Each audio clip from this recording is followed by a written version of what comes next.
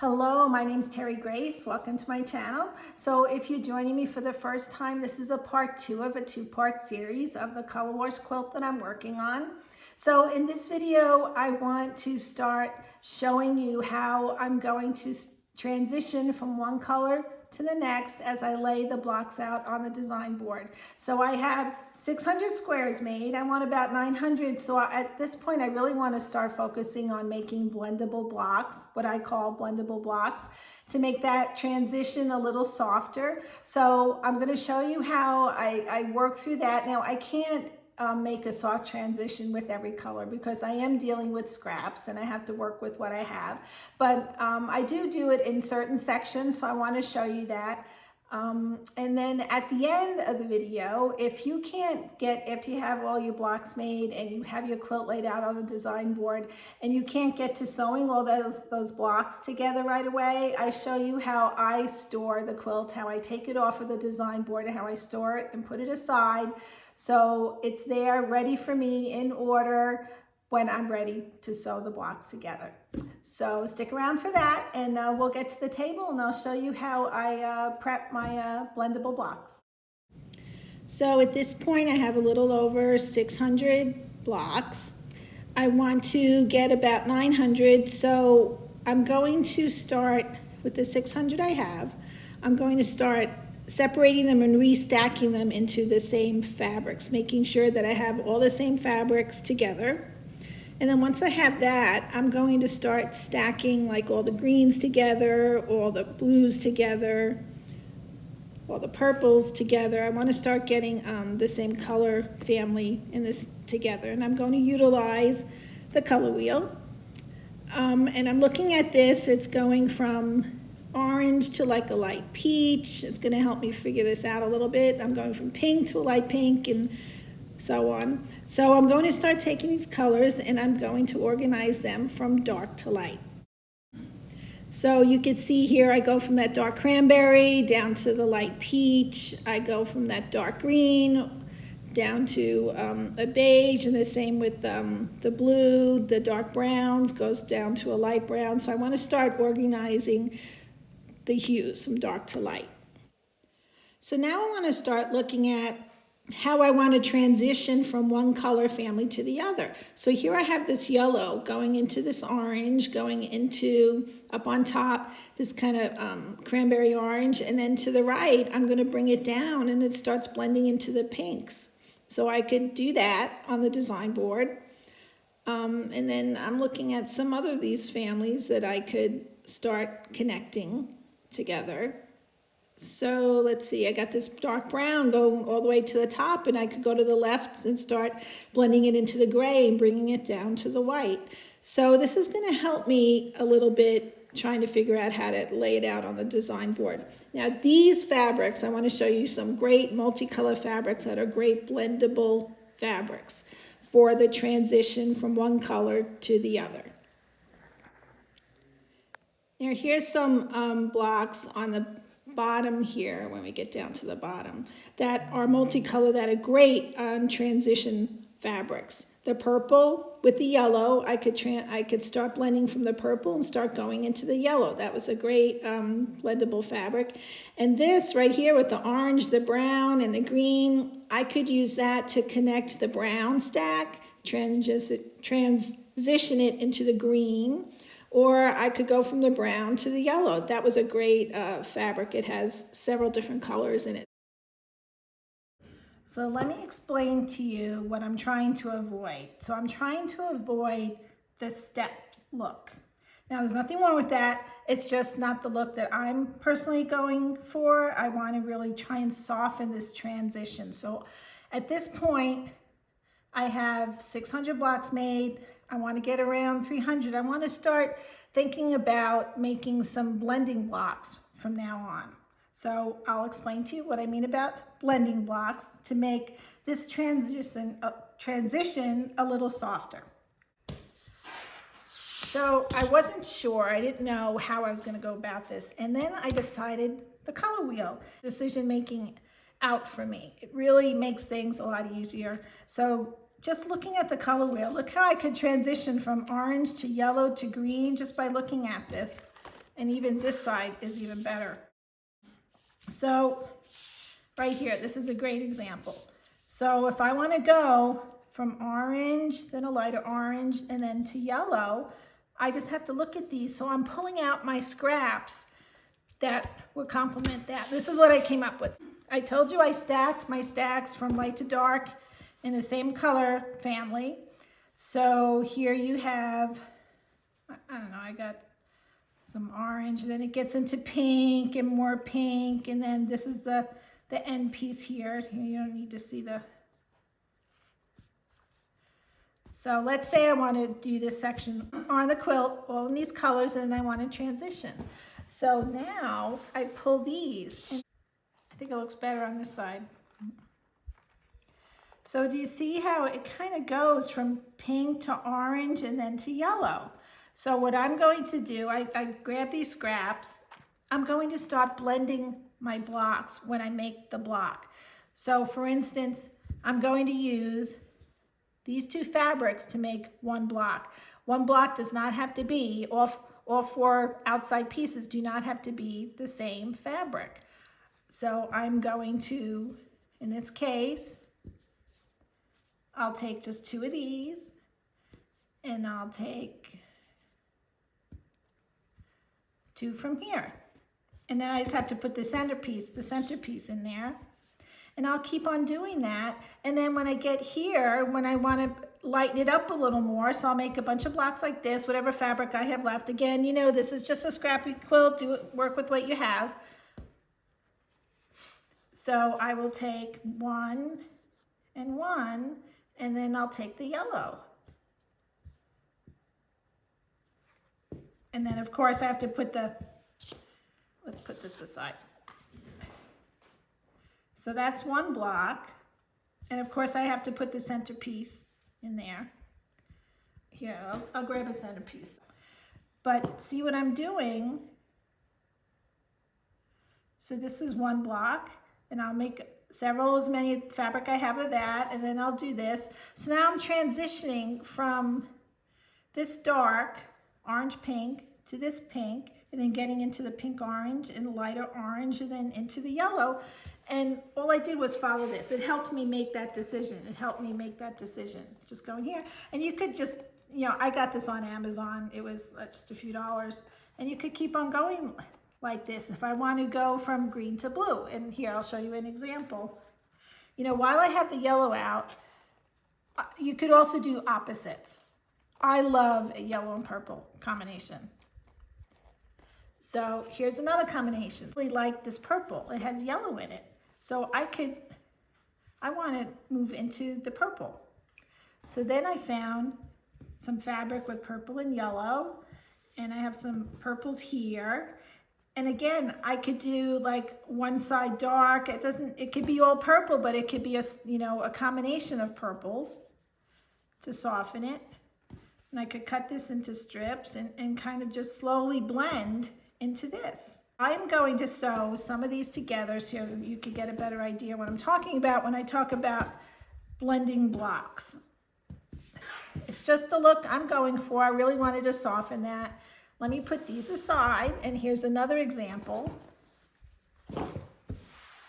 I'm going from dark green to kind of light green, and then this is actually in here, but prints are excellent for blending blocks. They have multiple colors in them. So what I'm going to do is I'm going to sew several of these, 2 pieces of this, 2 pieces of this, make a combination, slowly transition from green to blue.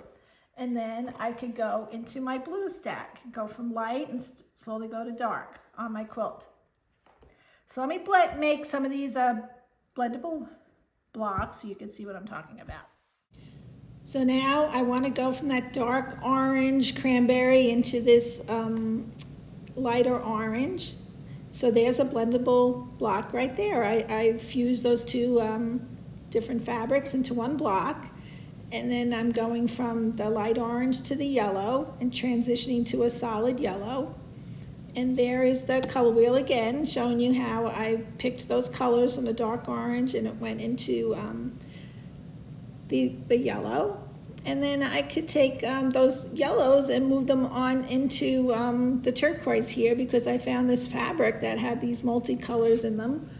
And then I'm moving on into the green, and that's slowly blending into the lavender there. So, and there's another blendable block that I'm moving into the purple. So it's just helping with the transition a little bit. And again, there's a color wheel showing you how I went from green to blue. The color wheel just really helps me decide on the decision making. And here I went from the green, and that's a great fabric, has a lot of colors in it. And I mixed that in with the blue to make one block. And then that helped me transition into the blue stack and then getting into the dark blue. So here again are some great examples of some scraps I had that have multi-colors in them. That green right there, I could go from green to pink, from green to turquoise, and here, and this is orange to lavender. You want to look for fabrics that have more than 2 colors in them. And here it is on the design board. I'll show you how I started blending them. And the green, I thought the green and the blue blended very nicely. Now, I can't do this with every color because you need fabric accessible to do this with the right colors in it. So you will get that step ladder look in some areas. I understand that. But if I could soften it in some areas of the quilt or in most of the quilt, I'm going to try and do that. So these are just examples here. I'm going, you know, that peach to the yellow and then into the orange, peach, and the cranberry. And then the cranberry, see that fabric, it had turquoise in it, so I started blending it into the turquoise. And the yellow, that went really well. I was happy with that. And it also makes the steps a little smaller. You don't get those big steps. So I liked the variety. Here I didn't have enough fabric, so I made that one block with the white and the peach to kind of soften it a little bit. It made a little smaller step there. That orange fabric right here blended very nicely into that firecracker fabric, and part of that orange had some gray in it, so I put it next to that gray blue, and that transition went from the gray blue into that orange, then into the cranberry yellow. So, and this is, these aren't sewn together, by the way, they're just, I just placed them on the design board. I haven't sewn any of the blocks together, but this is what I ended up coming up with. So I'm happy with it. I mean, I do get that strong step transition, but that's, you know, it's gonna happen unless you really think ahead and make all blending blocks throughout the whole process. Anyway, that's the quilt. So I will start sewing these together when I get a chance. I won't be able to do this right away because if you're like me, you have other quilt projects going on at the same time. So what I decided to do, since I can't start sewing this right away, I'm going to label each row, and I'm going to take each row off of the design board in order. So this is, I'm on a ladder here. I'm taking the top from the top of the design board, and that's row number 17 on the label, and I'm making sure that label's on the top of that block. You want to make sure you get the correct orientation. And I'm going to take it down one piece at a time, and each piece is going to be behind the next. So that top piece is going to be on top of my stack when I finish. So I'm going to go down the whole design board, that whole row. Here I am going, and also while I'm doing this, I'm checking the orientation of the blocks. When I'm laying these blocks out, if you notice, each block goes horizontal, then the next one goes vertical, then the next one goes horizontal. I do not have seams touching seams. So that's the whole row right there. I'm going to do that with every row. Do you see how that alternates? There's the horizontal, then the vertical. You never have seams butting up against seams. So when you lay your blocks out, you want to make sure it goes like this in order. And that's a great way to double check as I'm taking these rows down. And I found like 2 or 3 mistakes, so it was good. That was it was a good process to double check they were all in order. So there are my 28 rows right there. That's that whole quilt. It's completely off the design board. So now I'm going to take these stacks. You have to be careful, make sure that, nothing gets knocked off the table. I'm going to put them, I have this drawer. So I'm going to put them in this drawer. I'm going to put, starting from the last row, which is row 28, put it on the bottom, and when that layer is filled, before I start the next layer, I put a piece of Mylar plastic, because I want to keep them separate. I don't want to get these blocks, they're all in order. I don't want to get them mixed up. So now I'm going to continue, and I'm going backwards in numerical order. I start with row 28, because I want to make sure the top layer starts with row 1. So now that was the second layer. I'm going to put another piece of plastic over this layer to keep them organized and separated. And then I will put the remaining rows, which I think it's the last 4 rows, on top here. So that when I get ready to sew this, row 1 is right on top. So I thought I'd just show you the plastic cabinet that I happen to have that the drawer is stored in. So that's that whole quilt. It's a queen size quilt, and I have it all stored in that one drawer.